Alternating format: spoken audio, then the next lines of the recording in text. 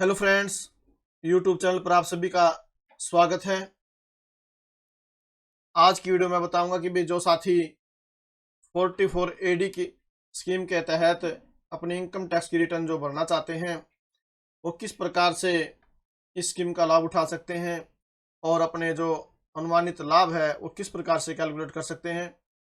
आज आपको प्रैक्टिकल करके बताऊंगा कि आप अपने जो प्रॉफिट है उसको किस प्रकार से आप कैलकुलेट कर पाएंगे। तो वीडियो शुरू करते हैं। सबसे पहले तो आपको ये पता होना चाहिए कि भी 44 एडी क्या है। कि भी यानी कि जो करदाता यानी जो टैक्स पेयर है 44 एडी की अनुमानित आय यानी कि प्रिजम्पटिव इनकम टैक्स जो है, अगर उसके ऊपर स्कीम का लाभ लेना चाहते हैं तो उन्हें अपनी कुल बिक्री यानी कि जो आप व्यापार में कुल बिक्री करते हैं या सकल प्राप्ति आपको होती है वो 8% प्रॉफिट दिखाकर अपनी आयकर का भुगतान कर सकता है, यानी कि अपनी रिटर्न फाइल कर सकता है। यदि बिक्री या जो सकल प्राप्ति आपकी बैंकिंग चैनल के द्वारा होती है, यानी कि जिसमें बीच में बैंक आता, चाहे आपकी यूपीआई हो, नेट बैंकिंग हो या किसी भी आपके बैंक के द्वारा आपकी जो पेमेंट आती है आपके पास, उसमें बीच में आपके पास क्या होना चाहिए, बैंक होना चाहिए। तो ऐसी राशि पर 6% की दर से लाभ की गणना की जाएगी। यानी अगर आपके पास कैश आता है तो 8%, और अगर बैंक के द्वारा आपके पास भुगतान आता है तो आप 6% से आप लाभ की गणना की जाएगी। उदाहरण लेते हैं भाई, किसी व्यक्ति ने निर्धारण वर्ष यानी कि जो पीछे फाइनेंशियल ईयर जो आपका खत्म हुआ है 2022-23 के दौरान 1,60,00,000 रुपए बिक्री। तो मान लेते हैं कि भाई किसी व्यापारी को 1,60,00,000 रुपए बिक्री हुई। अब उसमें से उसे क्या हुआ, 1 करोड़ रुपए की बिक्री का भुगतान तो चैनल के माध्यम से यानी कि बैंक चैनल के माध्यम से हुआ, और शेष जो 60 लाख रुपए बचे उसकी प्राप्ति उसे क्या हुई, नगद में प्राप्त हो गए उसके। तो अब उसकी अनुमानित लाभ को किस प्रकार से कैलकुलेट करेंगे। अब याद रखना कि उसमें से आपको 1 करोड़ रुपए तो बैंक के द्वारा प्राप्त हुए हैं और 60 लाख रुपए कैश में प्राप्त हुए हैं। तो जैसा कि आप स्क्रीन पर देख पा रहे हैं कि भी लिखा हुआ है कि भाई बिक्री जिसका भुगतान बैंकिंग चैनल से हुआ 1 करोड़ रुपए, बिक्री जिसका भुगतान नगद में हुआ, क्योंकि इनको अलग अलग कैलकुलेट करना पड़ेगा, क्योंकि बैंकिंग चैनल पर 6% और कैश में आप जो भुगतान प्राप्त करते हैं उस पर 8%। तो पहले बैंक के द्वारा 1 करोड़ रुपए प्राप्त हो गए, तो इसके ऊपर हम 6% से जो अनुमानित लाभ है कैलकुलेट करेंगे।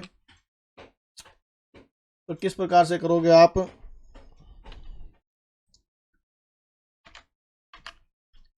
6% आप जब कैलकुलेट करोगे तो आपने इज इक्वल टू यहाँ पर मल्टीप्लाई 6%।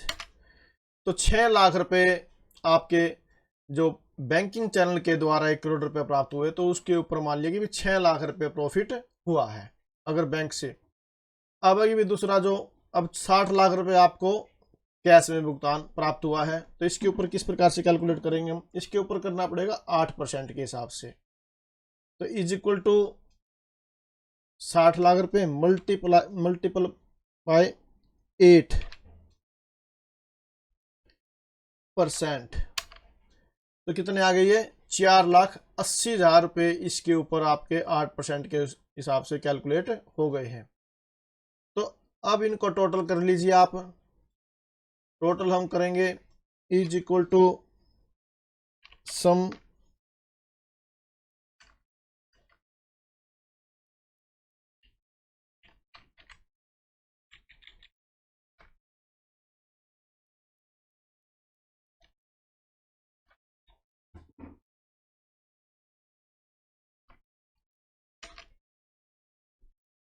तो ये हो गया आपका 10,80,000 रुपये आपका टोटल जो अनुमानित लाभ है वो। ये मान लिया कि भी हमारी जो बिक्री हुई थी 1,60,00,000 रुपए की हुई थी, और इसके ऊपर जो अनुमानित लाभ हुआ है वो 10,80,000 रुपये हुआ है।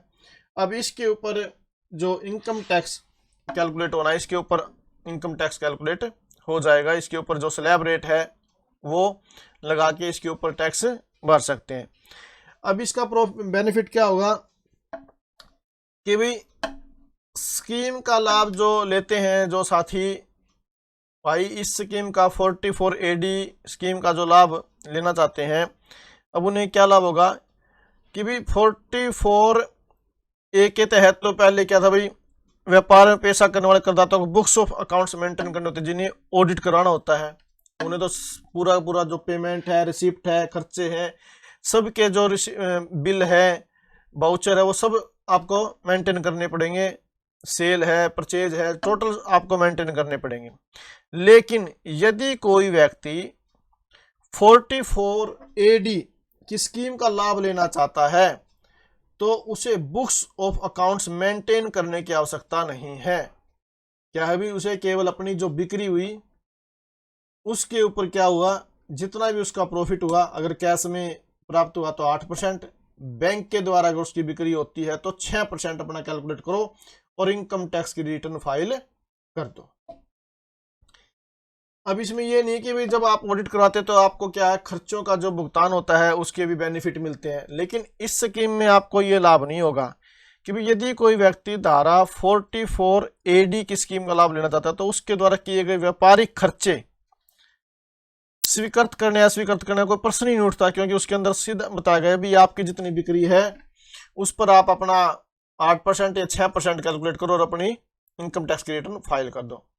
क्योंकि अनुमानित आय की गणना टर्नओवर के आधार पर की जाती है। जो भाई मान लिया भी इतनी इसकी आय है, उसकी एक वो लगा लिया, आइडिया लगा लिया कि भी इतनी इसकी आय होगी और इसके ऊपर कैलकुलेट, इसलिए उस आय में से कोई छूट प्राप्त नहीं होगी। भाई अगर आपको भाई दुकान का रेंट है, लेबर है या सैलरी है, हम उनको कम करना चाहते हैं, ऐसा आपको लाभ नहीं होगा। इस अनुमानित आय में से डेप्रीसिएशन की भी छूट प्राप्त नहीं होगी। जो आपकी एसेट्स होती हैं उनके ऊपर डेप्रीसिएशन आप लगाते हैं और आप खर्चों के अंदर उनका इनपुट लेते हैं, तो इस स्कीम के अंदर अगर आप जाओगे तो उनका बेनिफिट आपको नहीं मिलेगा। लेकिन रिटर्न डाउन वैल्यू की गणना करने के लिए डेप्रीसिएशन निकाला जाता है भाई, ताकि जो चीज़ आप कैपिटल गुड्स हैं उनके ऊपर डेप्रीसिएशन तो आपको लगाना पड़ेगा, क्योंकि उनकी साल दर साल तो जो उनकी घिसावट इत्यादि है जो कम होती जाती है, वैल्यू कम होती जाती है, तो आपको डेप्रीसिएशन तो लगाना पड़ेगा, लेकिन बट उसका बेनिफिट आपको नहीं मिलेगा।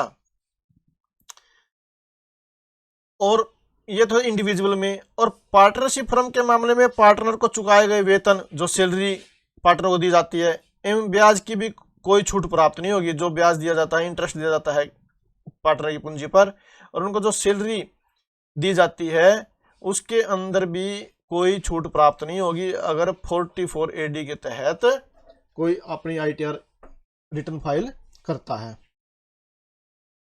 तो ये था भी आज, अगर कोई साथी 44AD के तहत अपनी इनकम टैक्स की रिटर्न फाइल करना चाहता है तो उसे अपना जो अनुमानित लाभ है किस प्रकार से कैलकुलेट करना पड़ेगा और क्या छूट मिलेगी क्या नहीं मिलेगी। तो अगर आपको वीडियो अच्छी लगी तो प्लीज़ आप वीडियो को लाइक ज़रूर करें और अधिक से अधिक शेयर करें, ताकि सभी साथियों को पता चले कि भी किस प्रकार से आप इस स्कीम का लाभ ले सकते हैं और अपने जो अनुमानित लाभ है उसकी गणना कर सकते हैं। और नई नई अपडेट्स पाने के लिए, नई नई जानकारियाँ पाने के लिए आप चैनल को सब्सक्राइब ज़रूर करें और बेल आइकन को जरूर क्लिक करें, ताकि जो नई नई जानकारियाँ मैं लेकर आऊँ उनका नोटिफिकेशन आप तक सही समय पर पहुँचता रहे। Thank you very much.